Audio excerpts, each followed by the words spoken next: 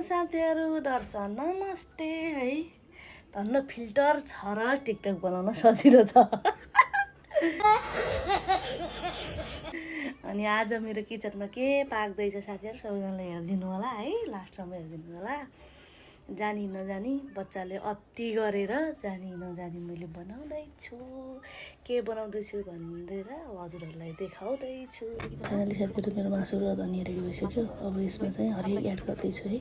दही गोलभेडा एड गरिसकेँ। त्यसपछि चाहिँ अब मैले मसलाहरू एड गरेर सबै मसलाहरू एड गरेर मैले एकदम उयो गरेर राखिरहेको छु। अब 1-2 घन्टाको लागि फ्रिजमा राख्छु। त्यति गर्दा गर्दै अब भइसक्यो। अब मसलाहरू यस्तो मसला जे छ त्यही राखेँ। त्यसरी तेल तताइसकेको छु। मसलाहरू हालेर यसमा अब प्याज एड गर्दैछु। प्याजलाई टप्पर भुटेर अब थोरै तानेर चाहिँ पछि माथिबाट हाल्नुलाई हुन्छ भनेर यतिको तानिसकेँ। त्यसपछि फाइनली अब मासु पनि एड गरिदिन्छु। अब मासुलाई पनि फर भुट्छु भुट्दै त्यसपछि चाहिँ यतापट्टि पानी रेडी गर्दैछु भुजाको लागि। भुजा पनि राखेर यतिको भइसक्यो। अब मासु पनि भइसक्यो। यतिको भइसक्यो। भुजा यतिको साह्रो हुनुपर्छ साथीहरू। त्यसपछि चाहिँ अब भनेर म कलर नराख भन्छु बुढोले, अनि मैले कलर राखेन है, फुड कलर खान नभन्छ।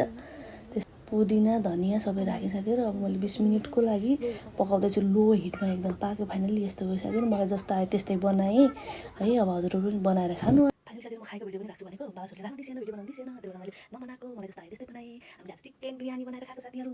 वाह यति मिठो भएको थियो। मलाई जस्तो आयो त्यस्तै बनाएको। तर मेरो बुढा पनि ह्याप्पी, छोरी पनि ह्याप्पी। म चाहिँ हजुरहरू बनाएर खान्छ साथीहरू। By by.